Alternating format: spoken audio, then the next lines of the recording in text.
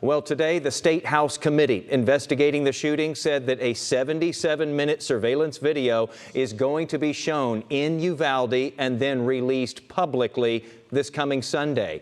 No state law has prevented the release of that video. Our partners at KVUE-TV in Austin have obtained a copy of that video now, and after thorough editorial discussion, we have decided to show portions of that video because this public record helps all of us to understand what exactly happened inside Robb Elementary School that day. It provides more context, but of course not all context. The video, we should say here, is difficult to watch, obviously, especially knowing what happened that day. You will see the influx of law enforcement officers into the school, which should have enabled quicker action. You will also hear some of the shots fired by the gunman. But we have taken very careful steps here not to show any especially graphic images.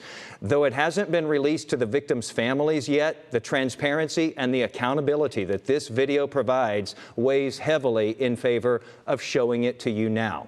Our Ariel Placencia is joining us now this afternoon to walk us through what this video shows and what it means for the investigation. Ariel? Yeah, Jason, we believe this video will provide transparency and more insight into what happened that day. This evening, we are going to play 4 clips of video, and we want to be clear, the video has been edited, so you will not hear screaming from the classrooms. You will not see any injured children. You will, however, hear gunshots. Now, this first video is one of the toughest to watch. You're about to see an elementary school student, but this student is not physically harmed. This is the moment the shooter enters the school and walks down the hallway. Behind the shooter, a child will approach that same hallway, and then you will hear the shooter fire several shots in the opposite direction as the child turns and runs away. The time is 11:33 a.m.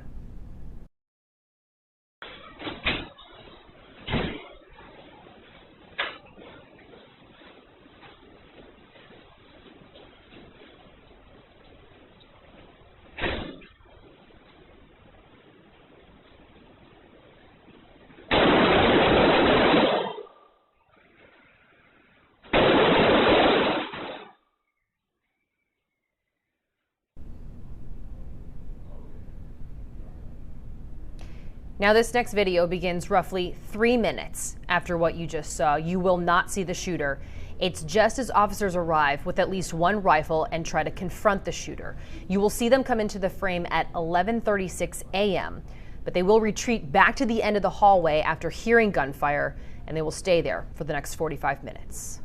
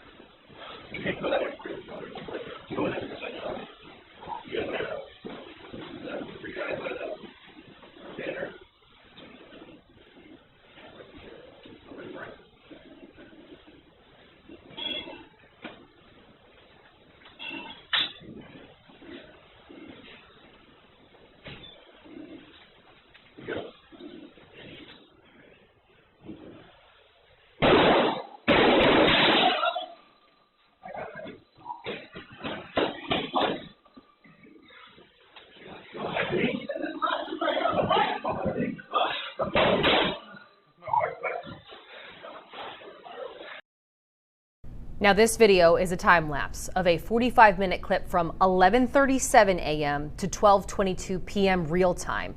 You will see officers gathered at the end of the hallway as more and more manpower as well as equipment arrives. Now, there is more footage of officers and equipment arriving and staging in that hallway. But for the next video we're about to show you, the time is now 12:50 p.m.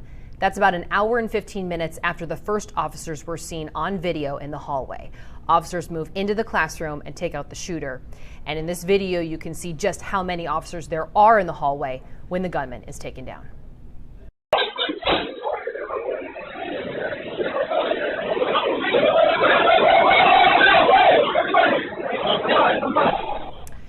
Again, Governor Greg Abbott and many in the Uvalde community have called for the release of this video. DPS's investigation, I should say, continues into what happened that day, Jason.